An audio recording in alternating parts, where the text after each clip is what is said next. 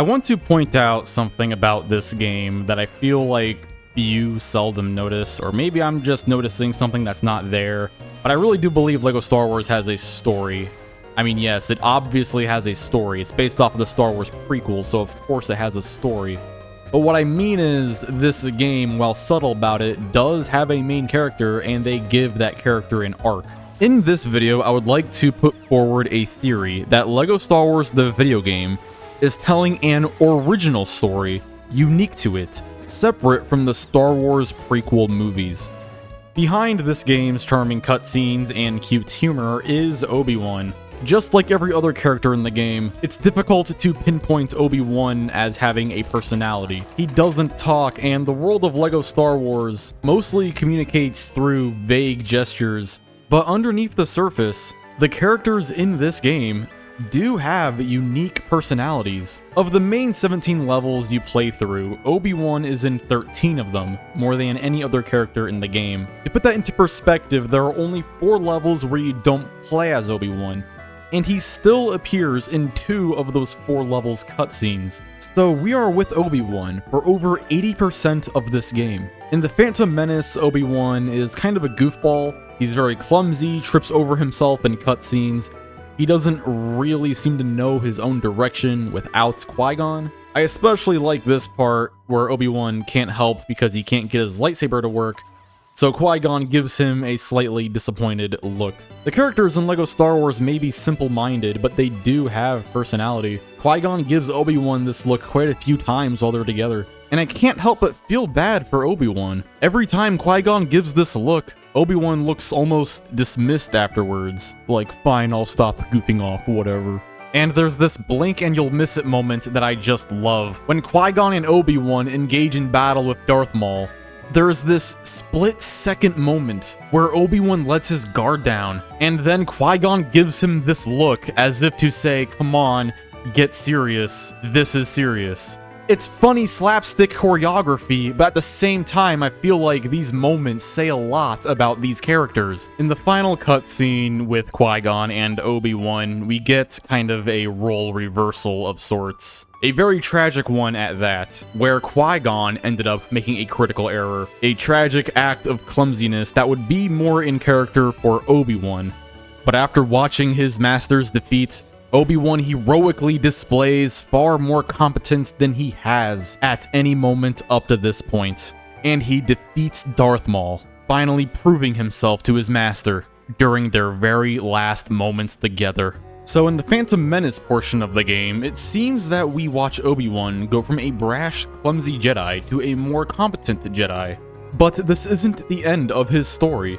In the Attack of the Clones and Revenge of the Sith parts of the game, Obi-Wan is still shown as being rather cloddish. I especially love this moment, where you can see Obi-Wan trip over himself and try to frantically get away from General Grievous before shooting him. And I feel this influences Anakin's character development. You see, Anakin is shown as being very competent, very unclumsy, unlike Obi-Wan. When we're first introduced to Anakin, he has this air of confidence and adequacy to him. Anakin, wanting to help Qui-Gon, points to a pod race poster as if to say this will be no problem. Throughout the pod race, Anakin has this determined expression, and he never shows any signs of insecurity. At the end of the race, he gives this victory pose as if to say, using his body language, that the race was a piece of cake. A short while later, despite having no combat training, Anakin bravely jumps into a starfighter so he can take out droidekas that were overwhelming our protagonists. After the episode 1 portion of the game, Anakin, just like in the movies, becomes a Padawan. Obi-Wan's Padawan to be exact. Obi-Wan and Anakin's relationship in this video game differs in stark contrast to how it was portrayed in the movies.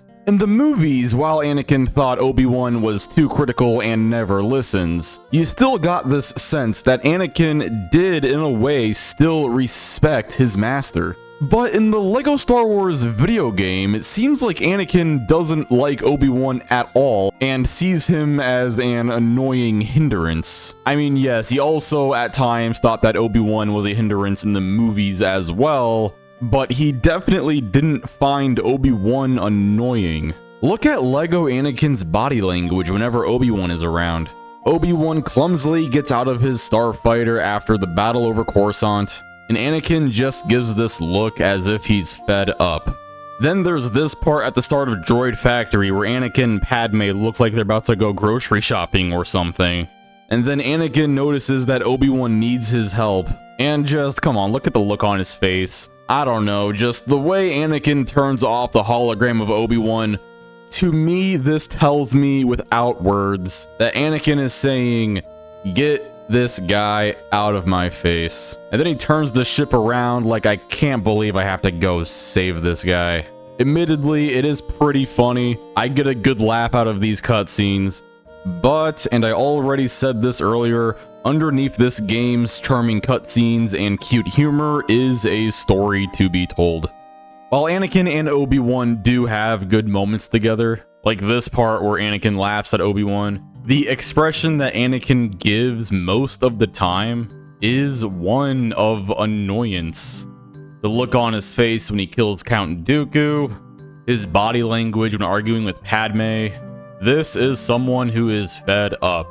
After Obi-Wan finds out that Anakin has fallen to the dark side, he gives a very similar expression to the one Qui-Gon used to give him, except this time the expression is more sad. In a way, it seems almost more sympathetic than the disappointed look that Qui-Gon used to give Obi-Wan. But it also looks like Obi-Wan looks guilty, as if he feels partially responsible for what happened. This game's storytelling is so charming and cartoonish that anything could be interpreted from these expressions. But when I was a little kid watching these cutscenes, I personally thought, or I headcanoned, I don't know, I thought that Anakin's fall to the dark side in this video game, not the movies, just in this video game, was fueled by his annoyance at the world, which was in turn fueled by his annoyance at Obi-Wan. I don't know, I'm probably looking way too deep into things and I may just be being pretentious, but what I think this game is trying to say is if you feel incompetent, insecure, clumsy, inadequate, any of these things that Obi-Wan seems to suffer from, you should still try to be a hero at the end of the day, and try not to let how others view you from stopping you from doing the right thing. And don't let people like Anakin stop you from feeling confident. At the end of all of this, Obi-Wan gives Anakin one last final look, and anything could be interpreted from this. At this point, Obi-Wan just looks sad that it's all come to this, that he was so much of a bother to someone that he pushed them to the dark side. But at the same time, it looks like Obi-Wan is disappointed in Anakin for not accepting him for who he is. And you know what, if you thought this video was dumb and pretentious, give it a like. I suppose I just wanted to share a tidbit from my childhood and talk about how I interpreted this game's story as a youngling. If you have any personal or obscure observations or headcanons about this game, I would love to read them in the comments. And thank you so much for watching, Dark Warriors. I will see you on the Silver Lining.